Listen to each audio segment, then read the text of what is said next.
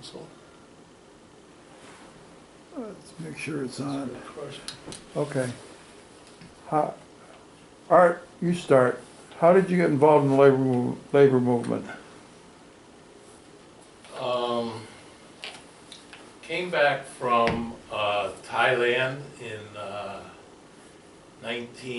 end of 68, 69, and I found out in New Haven that there was a large redevelopment movement going on, which would include knocking down some of the properties where I used to play ball and things like that. So I got involved with a group in New Haven called AIM, the American Independent Movement, and they were fighting that, and they were also opposed to the Vietnam War. They were also running classes on labor education and stuff. So I got involved with them and stayed there for a few years. I edited their newspaper, Modern Times, went to regular meetings on labor history, and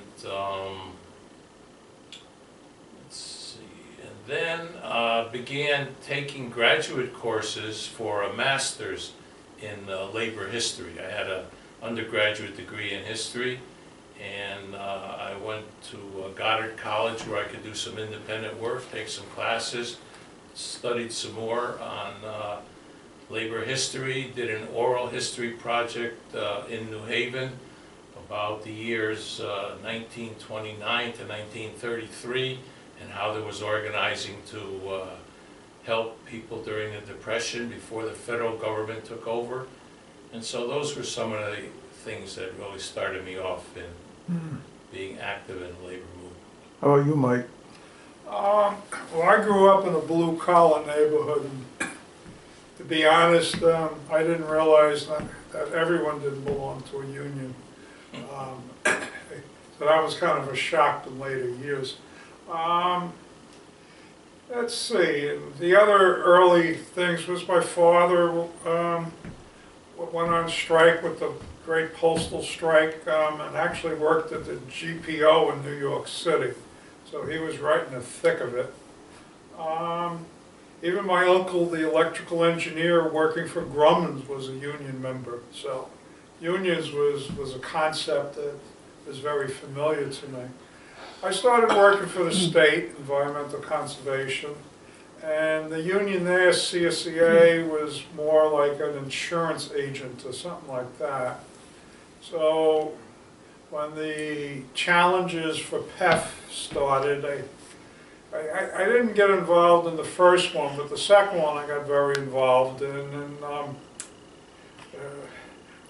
we won by the skin of our teeth. We won 50% plus 50 votes out of 25,000.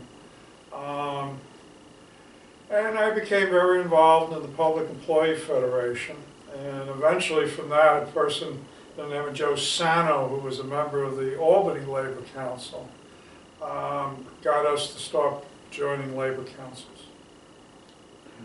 Okay. How about you, Herb? Well, around 1977, I was working for the State Insurance Fund, and the challenges were occurring between CSCA and PEF. And my supervisor, division head at the time, was Connie Cabell, who was very active in the challenge from PEF, and before that from SEIU.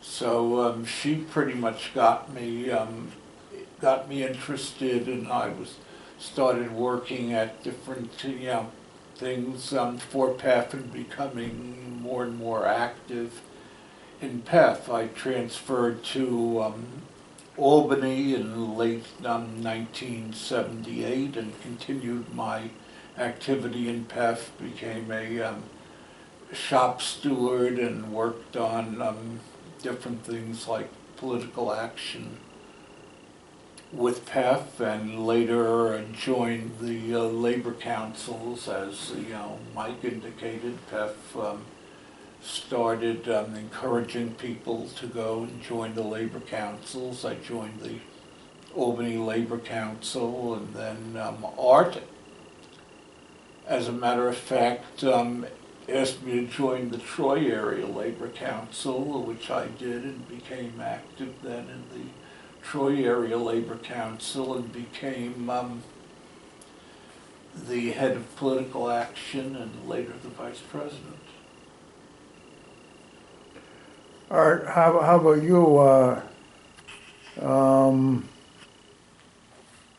The question I have for you is, what was the most memorable time of your presidency? Can you remember? Well, there were a couple of things that I'm proud of. One is about the mid-'80s, I went to Washington, D.C. with the then Secretary-Treasurer of the New York State AFL-CIO, Paul Cole. And we went down there to talk to representatives about getting the Kate Mullaney House in Troy declared historic landmark eventually. You had to go through first, I think, a historic site and then a landmark. And Mike McNulty was our congressman then. He was quite supportive of that idea. But we had to talk to a committee chairman from Minnesota who really would get that ball moving. And so that was the beginning of getting that home developed, and so many years later it's still quite, it's still a project, and it's a labor study center, and so that comes to mind right away. Okay. How about you, Mike? I think it was, what we built back then, I think it's the 100th anniversary Labor Day celebrations where we had a boat ride on the Hudson and talks about labor. It kind of blurs together. I know. Is this when you were president? Oh no! Oh, I thought you meant when Art was president. Oh, no. When you were president. When I was president, I would say bringing the Troy Area Labor Council back up from the ashes like a phoenix. Our first meeting, we actually met in a hallway because the room we were supposed to get, the person didn't show up to open. We had 5 delegates. And eventually we got to, now it's still going, Troy Area Labor Council averages around 20, a little bit shy usually. But it's a functioning thing, and we've been able to pass the baton. Herb and I, Herb took over as president, but I continued as treasurer, and now we got some young people in their 30s who are running it, so I'm glad we had continuity into the future.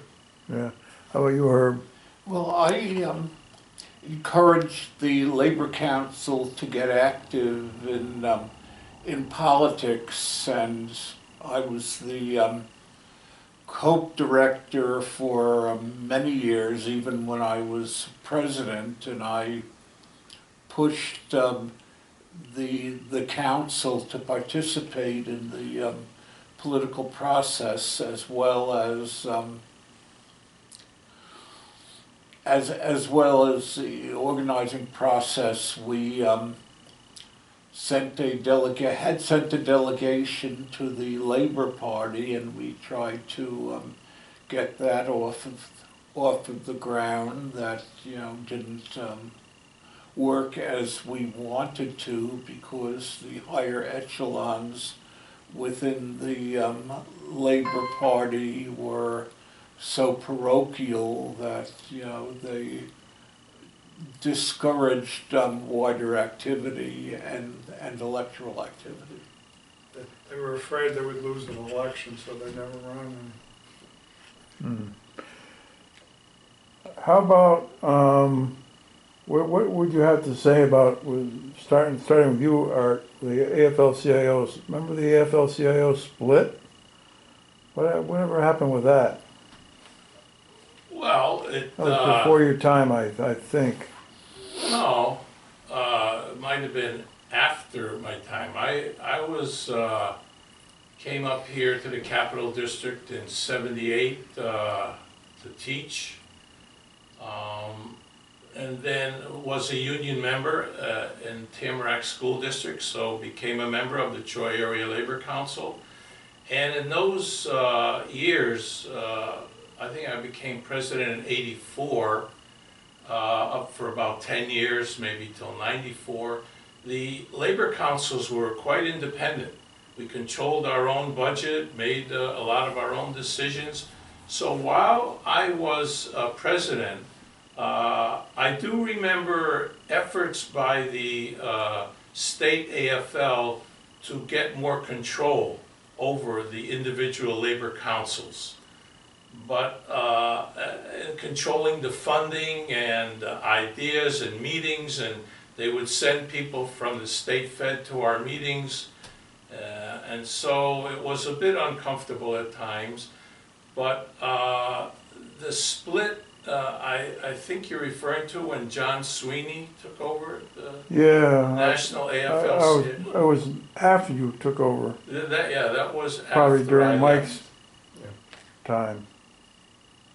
You want to comment on that, Mike? Sure. Both Herb and I were there for that. It was, Herb will remember the year, it was about 2009 or 2007. But we were both at the convention. And interestingly, PEF, the Public Employee Federation, is I characterize it as a bastard child. We're half AFT and half SEIU, which were on both different sides of the split. And so we got to attend not only like the pro Sweeney, and Sweeney actually was the former president of the SEIU. So I actually knew Sweeney since the early 1980s and that. So I knew him well. He was kind of I liked him. I liked John Sweeney, to be honest. But the then president of SEIU, what was his name, Herb? Andy Stern. Andy Stern, who I also knew because they'd come to the PEF conventions, was the leader of the split. And the way they do these national conventions is each of the international unions has either a dinner or a luncheon. And so Herb and I got to go to the AFT luncheon, and then the next day the SEIU. And when we walked into the SEIU one, which had a good 50 plus people, it was kind of like when you walk into a bar that you've never been in and everyone in the bar stops talking and stares at you. Because none of them knew us from Adam. And actually they had bouncers who tried to throw us out. But we argued, no, we're PEF members, and ironically Andy Stern knew us, so we got to stay. So we were the only two people opposed to the split, but we sat there through the luncheon and listened to their talk. And it was that, I think, later that afternoon when they formally split. I never felt as bad for the labor movement as then. And because there was a lot of chaos actually created for the labor councils. We went to 2 nighttime meetings where there was probably 50 to 100 representatives of labor councils, very afraid of labor councils collapsing, because in many locations SEIU was a large, not only proponent, but a large part of their finances. That was eventually resolved by, what did they call it, the Solidarity Yeah, Charters. Like, SEIU, actually there's an SEIU member who's the president of the Troy Area Labor Council now, who's not an AFL-CIO member. But those were very bleak times. It was very chaotic at that convention. I didn't realize that the SEIU was not in the AFL-CIO at They're this still point. not, yeah. Hmm. Still not. How about you, Herb? Any comment about that? About the SEIU, About the split? about the split? Well, I went and I saw and I got the T-shirts and the buttons, and you know, you had the Sweeney slate, and you had who was the other candidate? Oh, the perennial candidate, Harry, No, not Harry You mean for the Kilmer. presidency I of mean the- the president. Tom, the other SEIU guy, Tom Donahue, Was the presidential candidate? of the AFL-CIO. no, I don't think anyone ran against Sweeney, did they? Yeah, Tom Donahue. Yeah, there was a candidate Okay. with it on him, and Easterling was running for secretary treasurer, They heard about these things. and we went to the meetings and we heard everybody, and then the split occurred anyway. You know, we were not in favor of it, but PEF really didn't have much of a say in anything at that time. PEF was, as the bastard child of the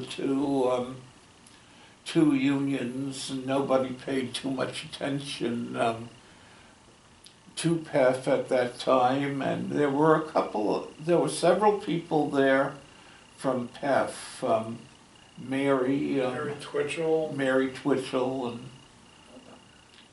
Tom Fox. a couple of others, but they But really were fairly quiet.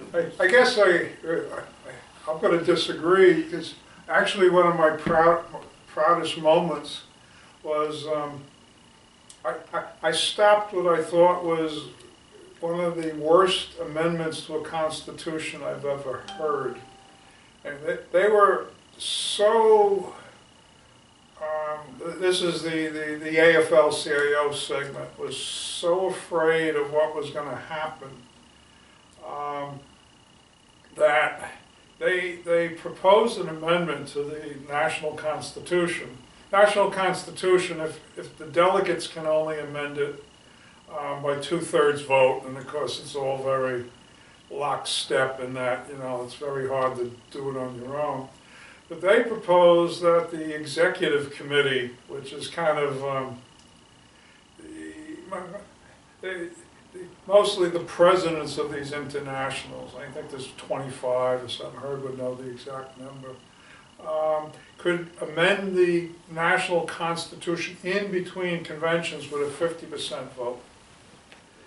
Which it scared the living hell out of me, to be honest, because heaven knows what these people would have done. So I got up with a parliamentarian thing that somebody had taught me from the PEF convention, appoint a parliamentarian inquiry, asking, basically saying, I really don't think you want to do this, but I don't know how to send it back to committee right now, or anything else, so you can rethink this. And they told me that I could do that. And so it was referred back to committee, where basically it never saw the light of day again. And that, but so the irony was, like a labor council, we'd have one vote, one delegate. But since there was so little floor activity, if you wanted to speak on something, you could. And because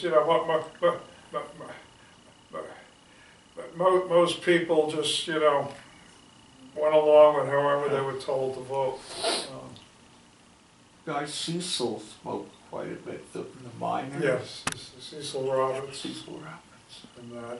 And if you want another anecdote on a national convention, but I think it's probably the second one we went to. The president of the Painters Union, I think it was probably the same convention, I forget who he was.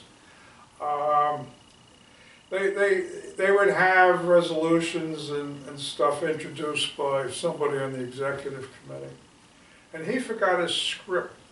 So he didn't know what the resolution was.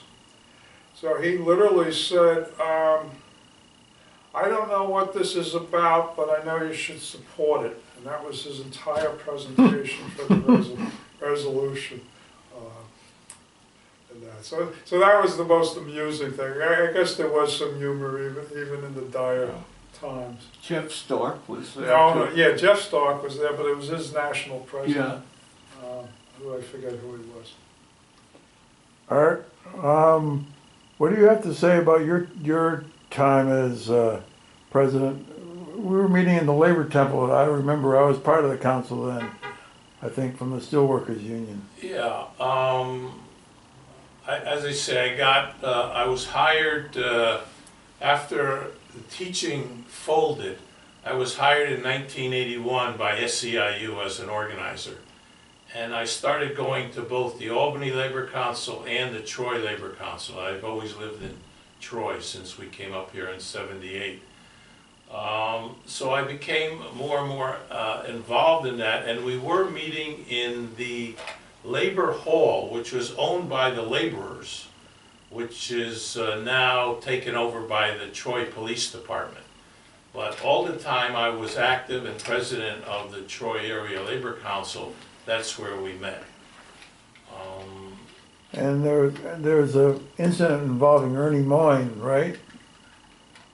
Well, Ernie, he was the president of laborers, and they were the chief, if not the only owner. Of the building. Of the building, right. Yeah, but the brush workers had their office there, and that was Walt Wheeler, and he was one of the people who was instrumental in, getting us in there and opening the door for us sometimes. And Walt was a leader of COPE, which is political action, raising money for many years. And then John was with the, I don't know, was it IBEW electricians. They also were active with the Labor Council. They had an office there. Talking John Funicello? No, this was Mike, I can't think of his last name. And so that was fairly regular. As Mike said, I don't know, I seem to remember 10, 12 people, maybe 15 at times, coming to the hall there for Labor Council meetings. There were several, both public and private sector. The trades, the building trades were involved at that time. So it was fairly active. Well, what was the biggest strike that happened during your time? I don't know, was Keith Eveleth? Yeah, that's the one I remember too, but that was the UE actually. That was in Waterville. Oh, okay, see, I remember the one at the place that used to make the railroad ties. Portec? Yeah. Portec in South Troy. That Okay. was the major strike. Yeah, we were supported that fully, right. Down in South Troy, we had daily picket lines there. Yeah. Hmm. It was a major labor while I was officer in the council that I remember. And Mike, what was the biggest strike? Probably the momentous strike was the biggest thing while you were president, right? Or not? Were you not president Boy, then? I probably wasn't president at that point. I guess there was, the ones I remember was the UPS, but that was before my time. Well, actually, the first momentum strike might have been during my term.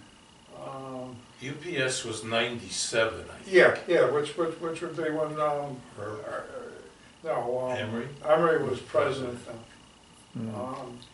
Then the advent of the rat. Well, I was president. Did they have the rat while you were president too? Boy, Because I remember that the the rat. stripes with and demonstrations with the rat. You know, that momentous. Well, you they had the a rat. momentum, it was all over the place. Yeah, but they I remember, did they own the rat? yeah, we had the rat, this would be during my time when we picketed, when they put the third floor on the parking garage. It was done with non-union, and I remember we had the rat right in the corner. We went out and joined the picket line before the meeting and afterwards. What about the single payer campaign? Have you, any comments about that? Well, I guess that was, and you were very involved with that one too. That was a great campaign until we got screwed by Obama, to be honest. With the help of, let's see. I'm trying, I'm pulling a blank. Our friends from St. Louis, Louisville. Labor campaign? It's a labor campaign, but Till something. yeah, The woman, Tillman. yeah. We had a lot of, okay, this was back when the ALF had been created, but we still had a lot of autonomy.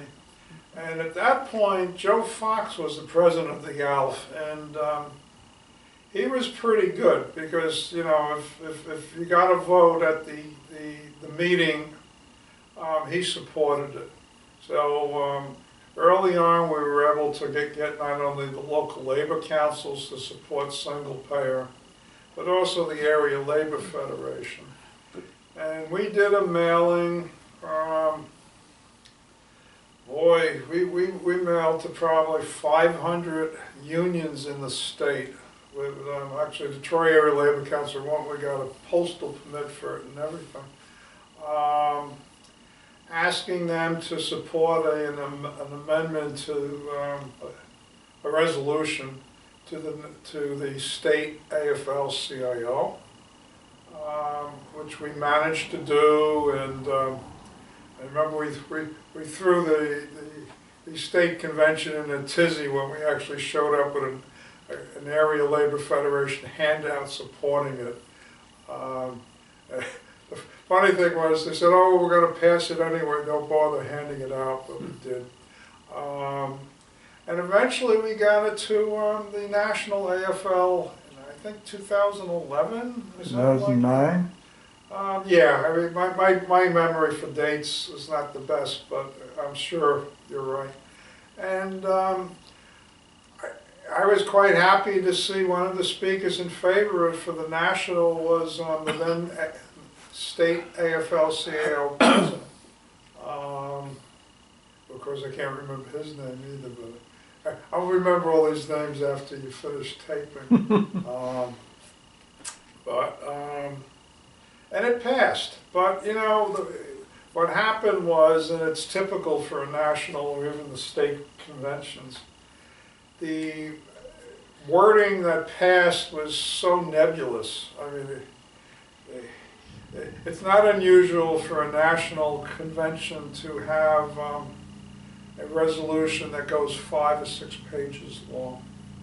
So, although we passed the single payer resolution way back then, the National still has never really supported it. And, you know, as I said, it really got shot down by Obama, and because we were still pretty strong to then, and then the cop-out really took the wind out of our sails. Well, the formation of the ALFs themselves was a traumatic experience. The New Alliance was something that was foisted upon us from above, and there were a lot of people in the labor councils who were used to doing things a certain way, who were very upset about that, like Joe Battolino from Schenectady. They were used to a certain amount of autonomy as we were in Troy too, and a lot of that was taken away from us. We no longer, directly participated with the constituent unions and getting them to join the labor council and, send delegates. Their dues went directly to the higher organization, the ALF, and the ALF apportioned out the funds to the labor councils as it saw fit. And that was, that got people somewhat upset too, because they were used to handling this and doing what they wanted with the funds, such as, a lot of people went to each other's dinners. We had a dinner for Al Capone one time, and people came to that, but the ALF, stopped those things. They didn't want labor just exchanging money with labor, and they thought that the money should come from those things, not from the labor councils or from the union label, but from the internationals. Like the internationals, they had started having dinners in the ALF where the internationals and the local individuals would have to pay, and the labor councils weren't allowed to send people to that. Actually, the ALF, there was a lot of problems with the beginning of it. Could you explain what the ALF is? Okay, the Capital District Area Labor Federation. Right. The New Alliance, basically, conceptually what they did was, labor councils used to, for the most part, represent just a county, maybe a little bit bigger, but most part it was a county. And they were all little fiefdoms. And to be honest, I personally thought in the late 90s, these labor councils were just pissing away their money and going to fancy dinners with each other, which I didn't particularly like at all. So they when they came in our area, they grouped 9 counties together, and that's the Area Labor Federation. It's basically the Capital District, and it goes up into the north a bit. And actually, I think Albany and the Troy Area Labor Council, it wasn't too bad a thing, just because we had a lot of people who were activists and willing to do things. And I guess you were asking some of my accomplishments as president. I managed to keep the Troy Area Labor Council budget the same as it was before. It's still around 3.5, 4,000. I think it's down to 3.5 now, but relatively the same. And how we managed that was by actually doing things. And that, like, we got heavily into doing the Victorian Stroll, which was a big event in Troy. I guess it still is, but the pandemic kind of killed the having a lot of tables. So it was our big propaganda event every year. Early on, we used it to push single payer. One year we got, I think, almost 500 letters signed by people to the 2 Congress representatives in the area. And we had pro-union coloring books, which we handed out, usually 500 a year. and, you know, the normal tchotchkes like pencils and, you know, whatever. Swag bag stuff. Yeah, but, so if you did stuff, you were able to maintain. Some of these councils, to this day, they have a zero budget every year because they don't do anything. You know, they became more abundant. Glens Falls and Schenectady and Hudson and pretty much Saratoga also, although Saratoga has tried, you know, a couple of times to gain some traction. But the Area Labor Federation, it is kind of a top-down structure.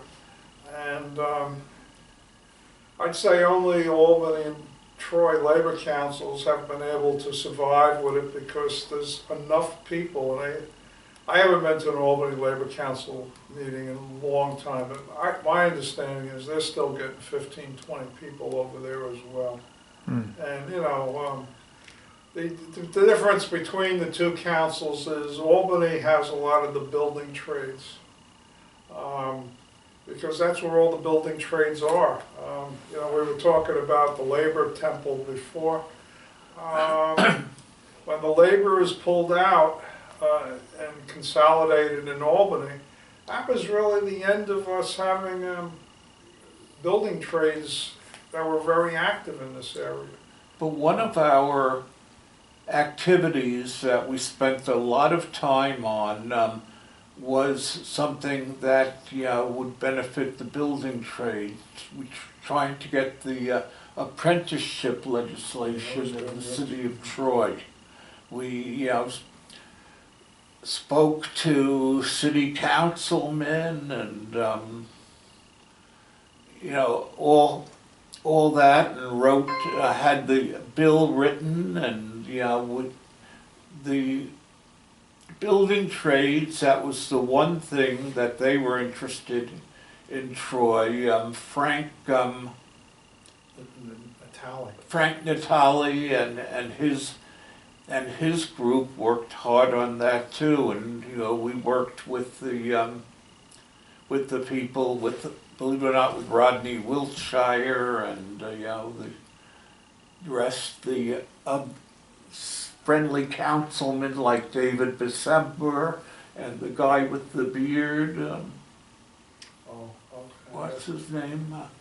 But, you know, so we got it passed. You know, they watered it down a bit, but we got it passed, and then not much happened to it because the mayor, what he did was created situations where where they didn't have to follow it because they had to have a certain amount of money in the program, and if they didn't have that, then they didn't have to go by the apprenticeship rules, and that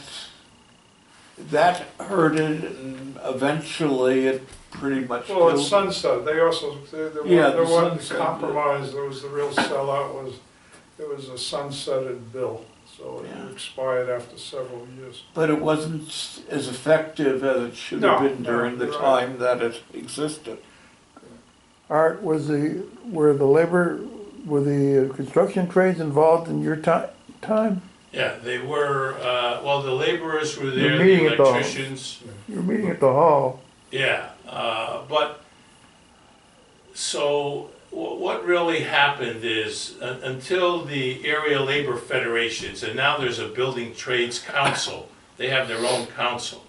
So all the unions were together at one time, but now that's been broken up. Now the area labor federation, we didn't need it in Troy, and they didn't need it in Albany, and maybe 5 or 10 or 15, 20 other labor councils in the state didn't need it because they were active.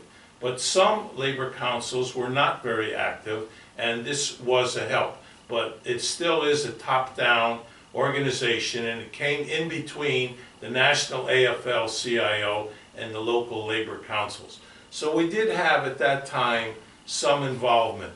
Also, I would say that CWA, the communication workers, were quite active in our labor council.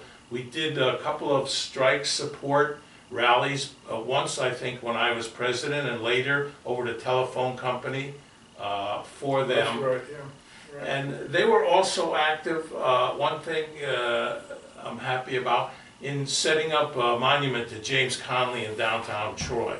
I was very impressed all the time with the labor history of the Troy Labor Council. Had the first all-women's labor union in 1864 with Kate Mullaney. We had William Silvis, who was the head of the Iron Molders Union in Troy, and then became national president. This is before the AFL-CIO got going. Helped to build a monitor and signed the agreement and helped to build it with some of the iron molders in Troy. So it's a very strong union tradition in Troy. Troy was one of the most powerful, popular cities in the United States up through the 1880s and 1890s. So I was very cognizant of that whole tradition and all. And when I became active with the Troy Labor Council, and but then I think a lot of it was the fear by top leaders in the labor movement to let local labor councils and other people become active and become too progressive. And during the 1960s, when there was a civil rights movement and an anti-war movement, there was a lot going on, and people were concerned about that. And so they definitely wanted to keep control. I only went to one national convention in California and tried to strike up agreements with other labor council people, as you know, what we can do and all. I did that once. I went to a state council in New York down in the Catskills and tried to do the same thing, but we were pretty much isolated, and so that's the way I look at it. Who were the most memorable people when you were president? You mentioned Al Capone, the barber. Yeah. I used to get my hair cut there. Yeah, me too.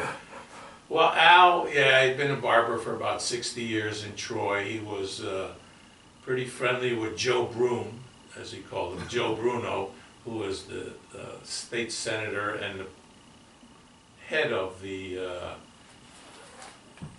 Senate. He was a leader in the Senate.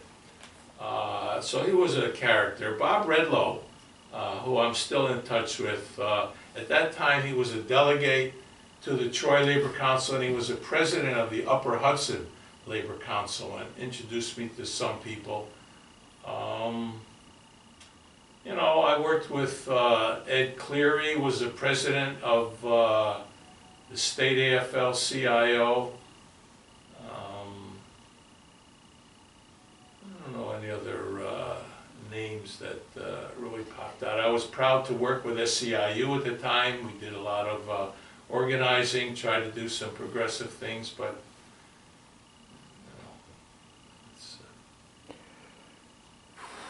Let's see, what else have I got here?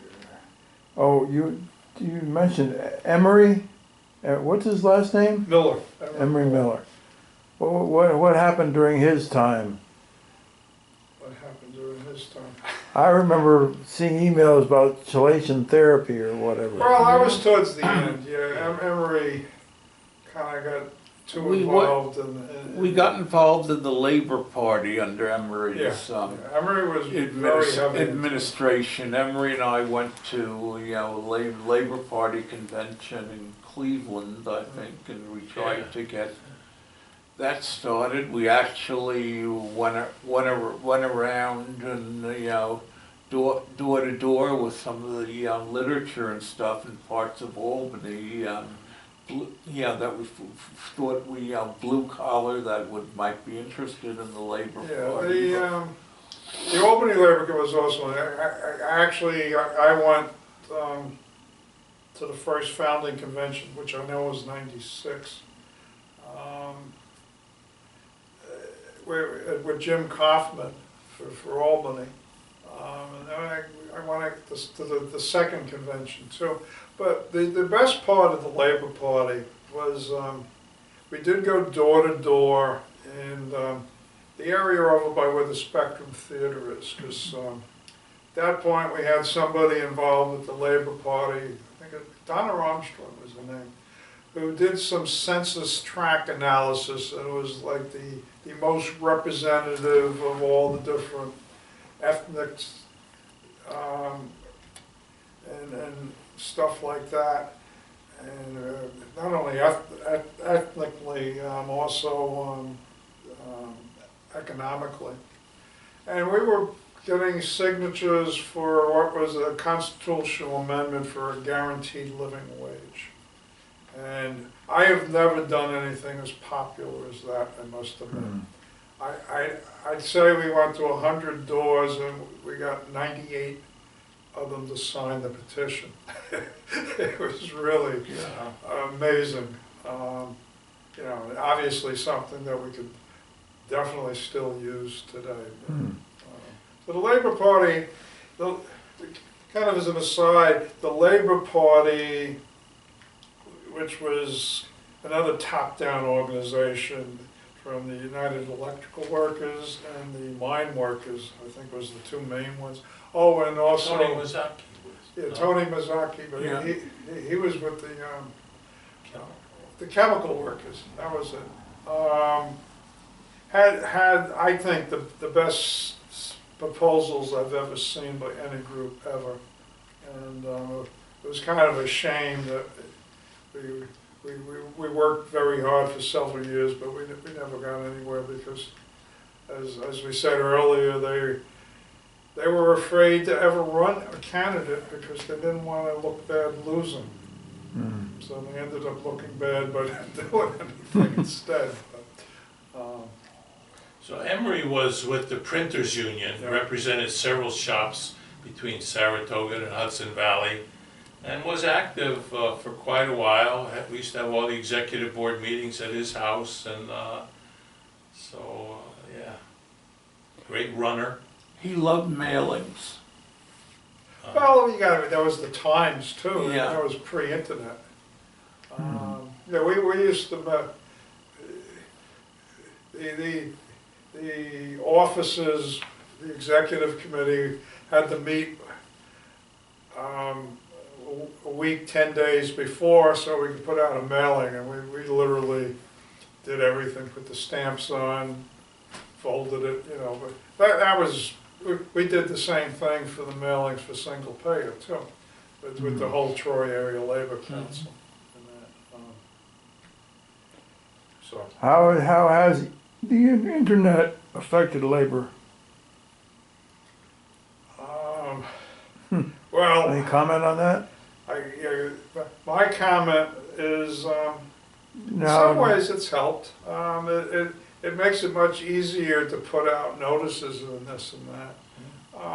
On the other hand, I'm a big proponent of doing face-to-face, and it's really cut down on a lot of that, I think. The personal contact. Yeah, you know, but, you know, I'm probably showing my age with that view. But I don't know what the others think.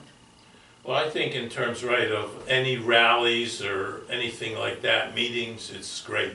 It's really been great, but What about Zoom?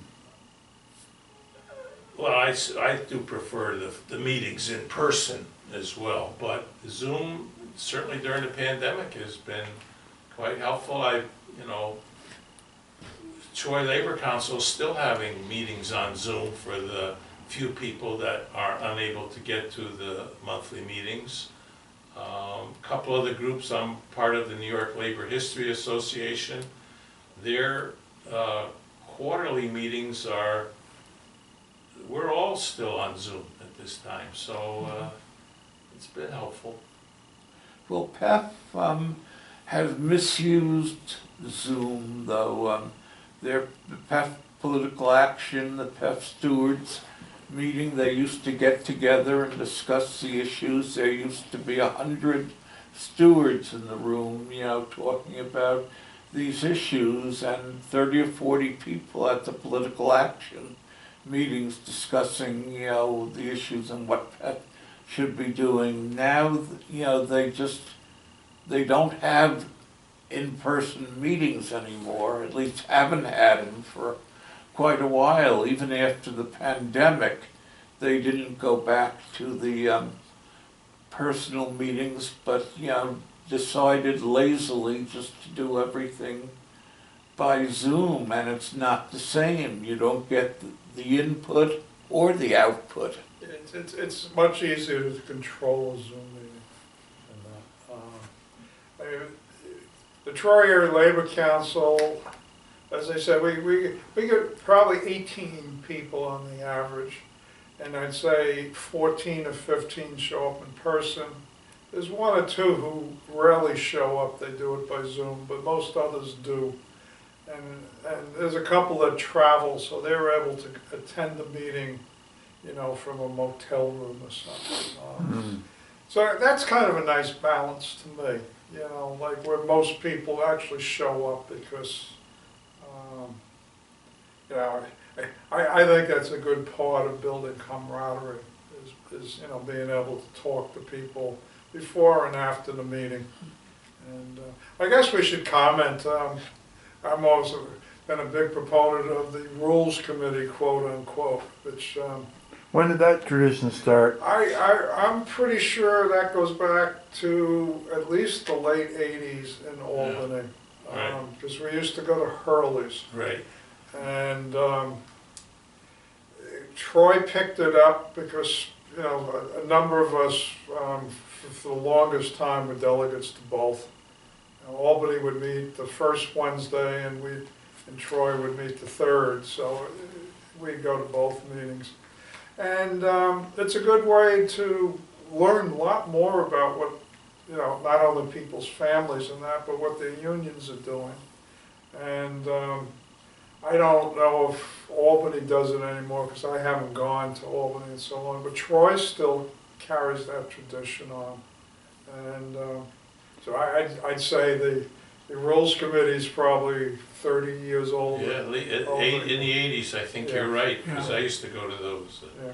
And the Troy Labor Council's been meeting the third Wednesday since I can remember. Yeah. So it's 50 years or whatever, meeting on the third Wednesday of every month. It's 7 Any p.m. comments on the effect of the Area Labor Federation on the labor councils? Oh, actually, I thought we covered that, but as I said, it's very top down, and then nowadays it's even more top down because now the state AFL-CIO oversees the Area Labor Federation, and that so even they're under somebody's joke,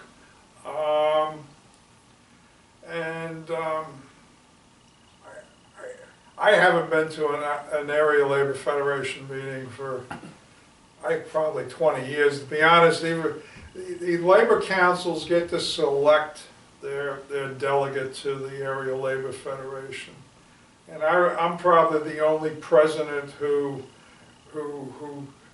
nominated somebody else. In this case, Herb, to go to them because I think I stopped about 2006. Do you have any comment about the nature of those meetings, Herb? Well, first of all, about the state AFL-CIO, they can be a tremendous resource if we need something. You have Kevin Eitzman there, who's given trainings to people and taught people, how to do things with computers, and the political action people at the State Fed will do printing, print all the literature that we need, that the Troy Area Labor Council has endorsed candidates, and we use that with our walks. I know, and they do lists for us too.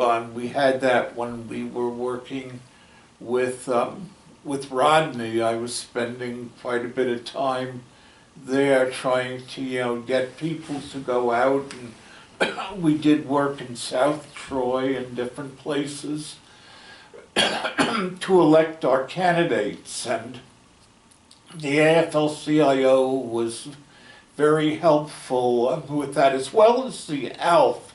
The ALF started doing that too with Kathleen Scales, and her assistant in that was Prairie Wells. yeah, Prairie Wells, and they were very helpful to us. So the ALF has also, you know, been helpful in a lot of ways, but they are extremely top down, particularly under the administration of Sullivan. Mary Sullivan. You know, she had to approve everything that went on there. So the ALF, you know, if we go there and make our make our case, they're usually agreeable to helping us and doing things with us. They were helpful with the excuse me, Victorian stroll. Mary Sullivan, you know, provided those coloring books that Mike mentioned previously, and the coloring books was something that went over very well, you know, with the children and their parents, and the teachers union, you know, gave us books to give out there too. Seth Cohn, who's now the president of the ALP, was helpful in that, and I think he's worked, you know, with Sean Collins, trying to, you know, make sure that everything Yeah. runs well on that. Ironically, the Area Labor Federation is now underfunded. My guess is their budget hasn't really gone up in 10 years. So in the beginning, they were well funded. They had at least 2 staffs, usually 3 or 4, at least 3.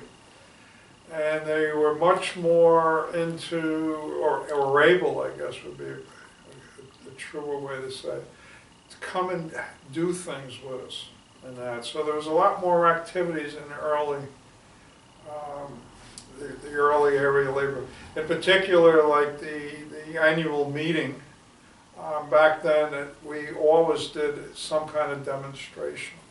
You know, went to picketed somebody or other every year for, I think, probably almost the first 10 years. That's fallen by the wayside.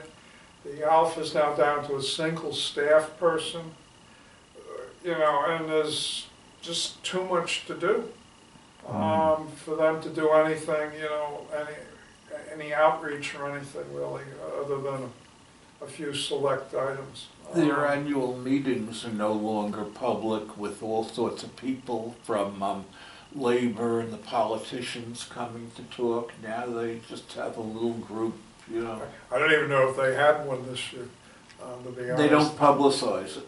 Well, I think they actually ended up canceling it for some yeah? reason. I don't know. Yeah, but it's of course a violation of their constitution, but, you know, no one's running around calling them on it. And as I said, you know, the Mark Emanation's the only one left, you know, and he has like several bosses, you know, like not only the president, but the secretary treasurer. Mike seems to have a lot of opinions and stuff nowadays too. Well, what's your view on rejuvenating the structure of the labor movement? Any comments? Well, it's you could see now most of the activity in the last year or two is, I don't know about most, but a lot of it has come from non-union workers that have just decided that they either needed to organize or to speak up or to demonstrate in some way to improve their life situation. The National AFL-CIO has not been too active in the, I don't know, I guess as long as I've been active in the labor movement, I don't see that they've done too much. They have not focused on organizing, although John Sweeney did talk about doing that, and I think they did put some money into that. And actually, now you could see that SEIU has really put their money there, because these Starbucks workers and many others have been financed by SEIU. But I don't think we can depend on any national leadership. The state AFL-CIOs, the national AFL-CIO, just no direction, no impetus. I would think it would have to come from local groups, whether it's labor councils or groups within, for example, in the Teamsters and the UAW, groups that are different from the regular leadership and want to see some changes. And as usual, have to come from the bottom. Mhm. I guess I'm more optimistic, basically because of, well, first, I'm somewhat biased. I'm a longtime member of the Association for Union Democracy and a supporter of labor notes, which is all the bottom-up stuff.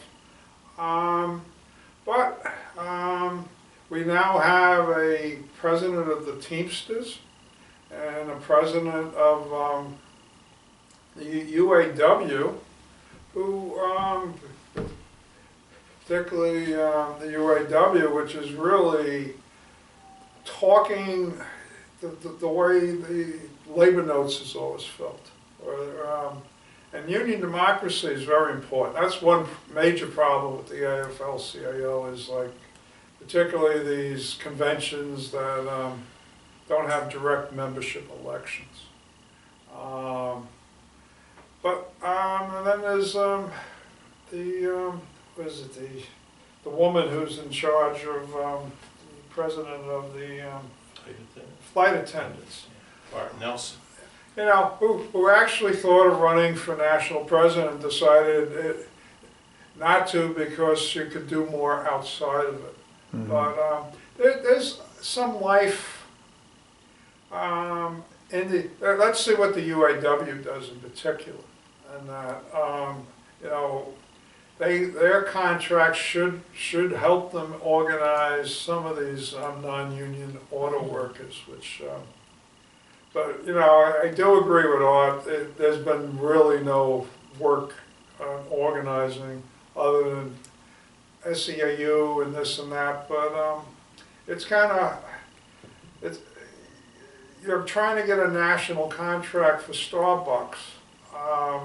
We would require a national strike, or at least enough to do it, but there's still a big reluctance to do strikes. I mean, like Dominic, if it wasn't for Dominic over at Momentum,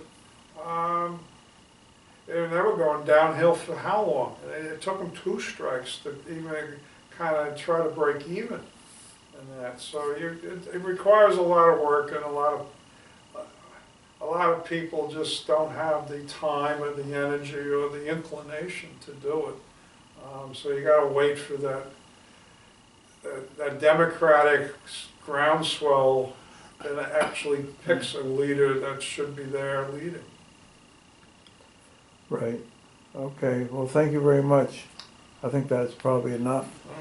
Okay. Thank you. I would think